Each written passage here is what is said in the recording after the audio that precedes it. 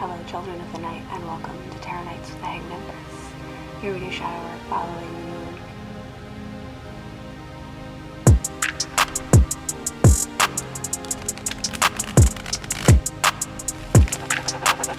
Yo, VI, play the beat.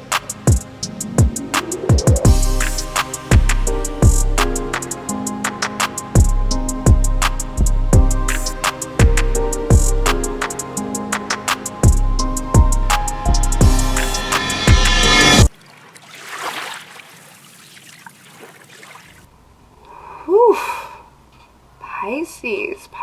Pisces. This Pisces moon, I tell you. It's got a very Virgo-esque vibe to it in the sense of feeling like our desk is just overloaded right now with contracts. Contracts for this, contracts for that. Didn't you remember you signed up for this? What about that? What are you doing with this? And I feel like our dreams are really getting muddled and overwhelmed by these contracts. We need to clear our head. That Aries new moon is coming up, and it is calling for a clearing of that space. Making room, opening up for this thing to be birthed. To come out with it already. We're so ready, and so not at the same time. But we're just muddling over a lot of contracts. Do I want my name on this? Is this where I want to be? Getting those things in order and using that Pisces moon energy to shape the kinds of contracts that we want to be in. To renegotiate terms is what I was going to say, in order to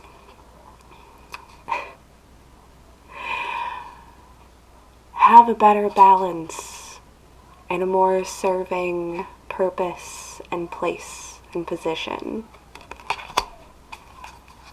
Five of Swords, Temperance, swooping in to illustrate as we speak and tirade. We're renegotiating. We are redistributing. Wait. Do I want to put all of these swords, all of these thoughts, all of these actions into this place or this place? What good is it going to serve? Who am I paying with these swords? What's this tax man going to do with my tax money? Do I support this? Is this going to serve the greater good, the higher outcome, the sense above self? Because this is the highest, and the highest has absolutely nothing to do with you.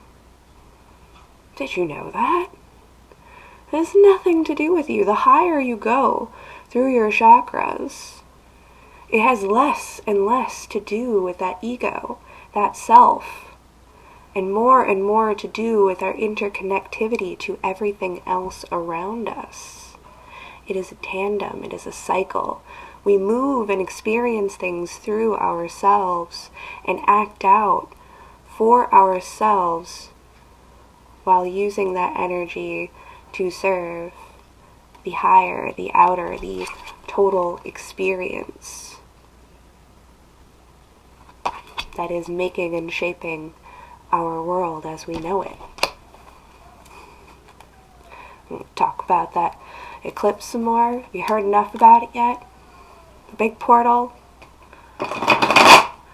Neptune, getting us into a 14-year cycle, things like that. The contracts that we take up right now are very important, and that's why we have the blessing of these retrogrades to put things into perspective, to make sure that we are signing on the right contracts, burning our names off of the wrong contracts. Thinking, acting, and doing, not out of selfishness, but out of selflessness.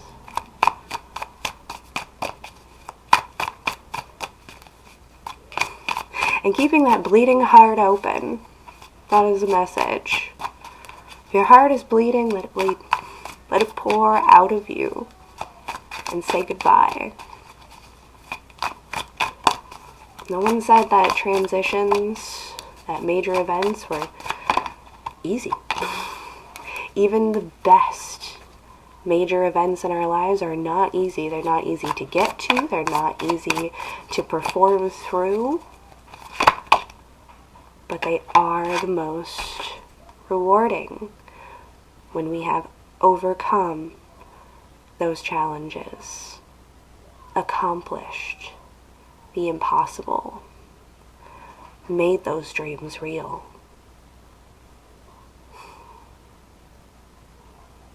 Oh, Pisces is so deep sometimes. So fanciful, too.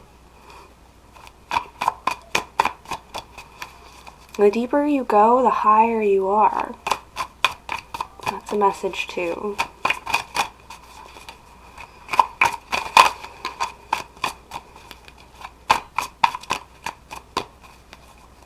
Just looking at this, like, lightning bolt in the corner of this dirigible airplane, a copter, jet thing that only Pisces could create. I'm looking at the lightning bolt, and it is harnessing the electricity, the power from pure... This machine is running off of pure intentions and actions, following suit and acting in truth, all geared towards that same goal, that same purpose. Everything has to be pointed in the right direction. That's why taking that time to redistribute, to make sure we had enough swords going into the right place, in the right space, that's what's going to give us that lift-off experience. Fool. Into that new journey.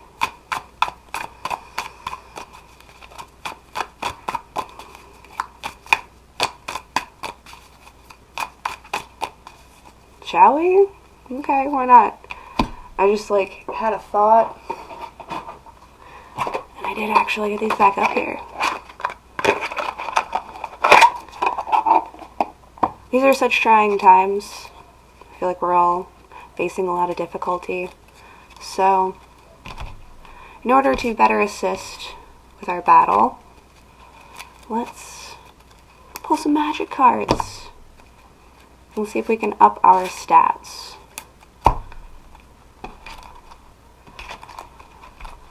This is my Vampire Madness deck, also.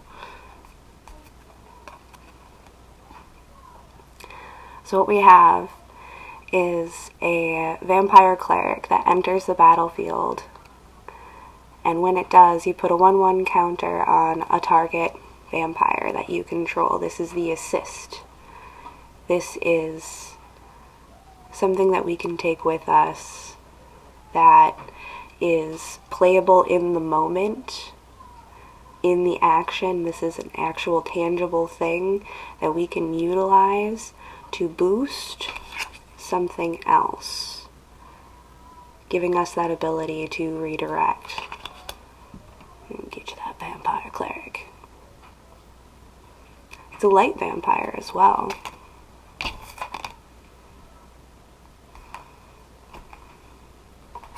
Should I take you two? I kind of want you to. I kind of want the dark vampire as well. It's a vampire assassin ally. Whenever you gain life, it gains death touch until end of turn. So, every time that your stats increase, we gain the ability to deal basically a poison damage. It's like harnessing all of our toxicity into a poison dart, in which we don't actually have to slice, dice, hack, and full-on attack a situation, because even the smallest cut, even the smallest damage is enough to end this thing.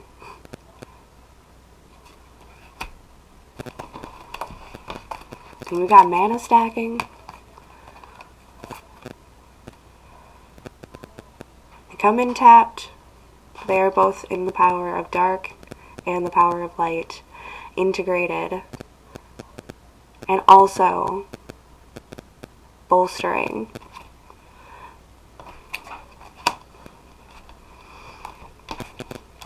Through the act of sacrifice, we can do more damage, make a bigger impact.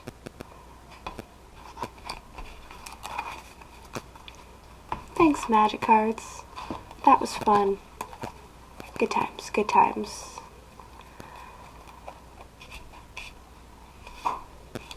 Yeah, it's kind of a push and pull. It's a tandem. We're going to feel no energy and we're going to feel bursts of energy, and being able to redirect and utilize different skills and abilities to appropriate all of the necessary energy from within your own self and surroundings to get you going into that liftoff. I wouldn't fear the static electricity and the friction. It is a natural occurrence. I wouldn't hold deep bearing grudges over whatever it is that we're pushing back against right now, because ultimately it does serve a purpose. It is there to help us grow. We can still give thanks for it and give love for it while sacrificing it. The light. Introducing the light. Ooh.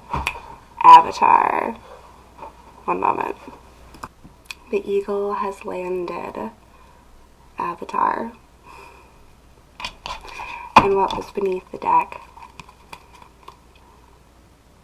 was the world. That whole new cycle. So we're going to tell a story, because if you don't know anything about Avatar, they're storytellers. And this particular album that this song comes from has a fable that they wrote that goes along with it. This album has a storybook, and the way he was selling it at the concert that I saw them at, he's like, reading is good, you'll like it. It was just very fun. He's a fun character for sure. A wild band of Swedish metalheads. Fantastic. They're Swedish. Norwegian? Scandinavian. There we go. I think they might actually be in Helsinki. Like stationed in Helsinki now. Finland. Tiring. Trailing off. But that song has a lot of significant storytelling about the experience in nature between the owl and the eagle, the night and the day, and the terror and the fear that the owl has when the eagle breaks dawn through, because its time is over now and it is no longer in position of control. And it's a very, very deep fable. If you like to read into reading and your own experience. But it can feel so terrifying to either the dark or the light to have to cede power to the other. But that is how we turn. We must face each night and each day to get to the next. And how we position and transition ourselves through these phases, the kinds of contracts and deals that we make, the kinds of decisions and actions that we take, the kinds of feelings that we allow to motivate us in particular ways. They all play a part. The very spirit of it, the pure energy that has no masculinity or femininity, no opinions, it's just pure vibration. All of these aspects go into the turning of the world. It is the night and the day. Turning face. And they're preparing to meet.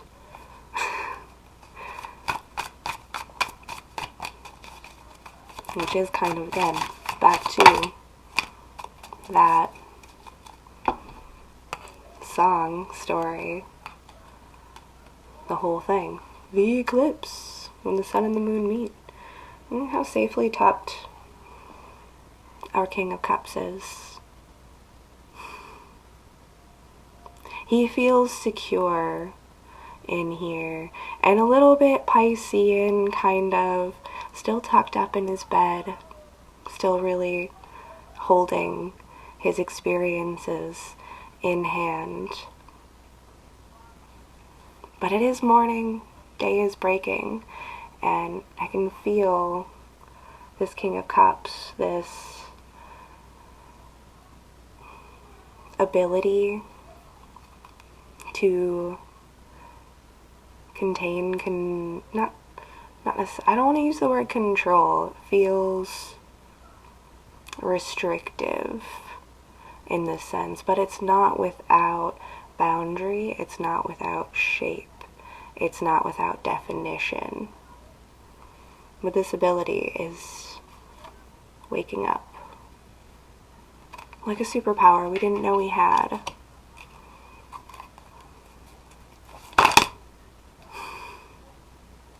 As the Page of Wands just flits out of there. The artfulness of how that just like whoosh, the sound that the card made coming out as it performed the turn and sliced across the deck. This Page of Wands is so freaking ready. Try me. Try it.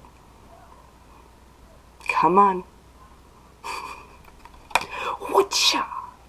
Deflect. I put this Page of Wands in his proper place over this King of Cups, this King of Heart. We protect what we uphold. And we are quite good. Very spry. Very fresh.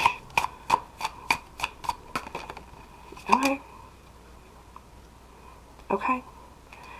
That was a flop of a drop that fell on top of at the feet of this Page of Wands. The Six of Cups. Oh, don't you remember the good times? Don't you remember the good times? No. Please, please. I'm begging you, please. Just let me in. Let me through. I'm not gonna do anything, I swear. I swear. That was the last time. It's not gonna happen again. Just let me in. At the feet of this page, who stands between those old heartstrings, those old outdated attachments. No. No.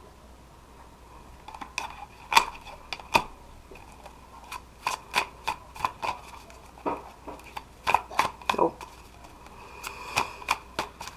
Nope. Alright.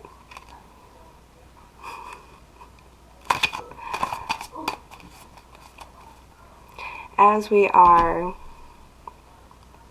entangling, interacting with this experience as this challenge presents itself, what unfolds.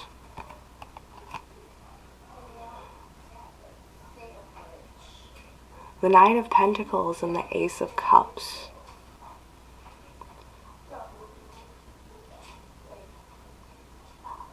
Security and the purity of our own heart springs. Not strings. Springs. That particular wording is important.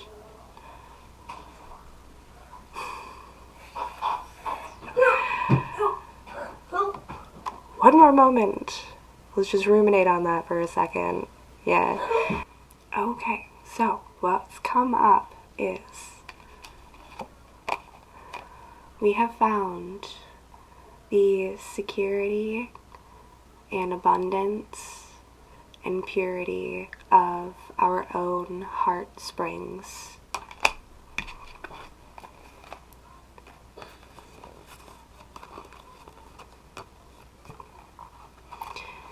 And because of this, what has fallen is the Page of Swords. Sorry, stuttered through that one. The Page of Swords, Justice, and the Four of Swords. What has come has been balance. It's been rest. It's been the laying down of swords. The fight, the struggle, all of the begging and back and forth and all of that stuff, it's going to be laid down, laid out, balanced. Even squaresies.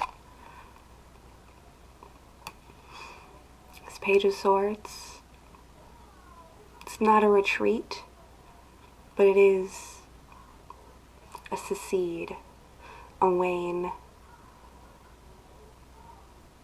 an ebb. It's washing back.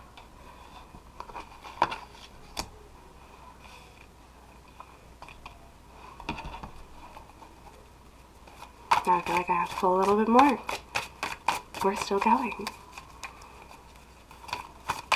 Sometimes Pisces is like waking up out of a dream and you have everything right there, all laid out before you. And sometimes Pisces, we have to go through the entire dream. Oh, the wallowing. Somebody's crying in their soup.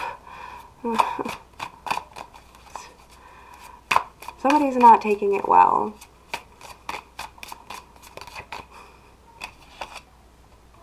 Somebody's not taking it well. Ha ha, get it.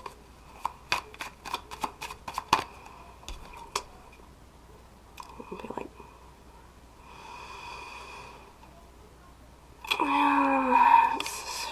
it sucks to suck. Here, have another drink, I guess. You sure you need another one? Are you good? You ready to maybe go home? Like, they took this stuff, but they, like, away from this source. But now it's just bothering another watering hole. Literally, it's a saloon. It's a watering hole. That's what you call it, right? Now they're just poisoning up that well.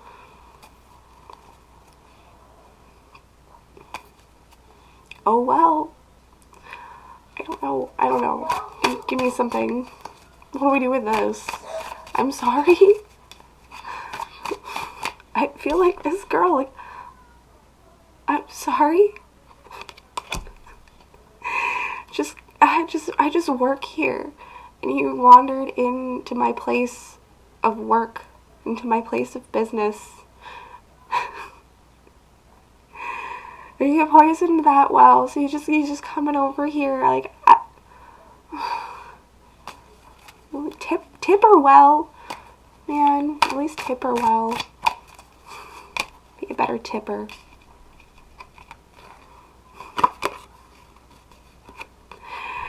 Six of Wands over the Devil. There can be victory over the harshness, the darkness, the inner demons, the reflections of our inner demons presented to us in our own faces and spaces, rather than staring at ourselves in a mirror to exact what it is that we want. We need to open a window into the outside world. Look out from our own experience and remember what we were fighting for. Always remember what we were fighting for. There is peace, there is party, there is celebration and victory over these darknesses. And they shall fall. I don't know if it's going to make the world a better place, but it's going to make our space a little bit more peaceful for a time. And sometimes that's as good as it gets, Pisces. That's it. I'm not giving you more. It is what it is, and you feel about it how you feel about it. There is victory, there is defeat, there is struggle, there is battle, there is loss, there is gain. And the losses might not seem like they outweigh the gains all the time, or might seem like they do. It's either perspective. Is that glass half full? Is it half empty? Or do you just want to know if that water was filtered? Because you don't drink anything that came out of a tap. Unless it's well water. Then you know it's pretty good. Have a fantastic moon, kids. It's going to be a wild ride coming through. But we'll catch you again for this eclipse. Don't you worry. Hold on tight and keep working through those inner battles. Keep purifying your inner waters and solidifying and determining who you are, what you want to be, and how you want to do. You're doing great. Thanks, kids.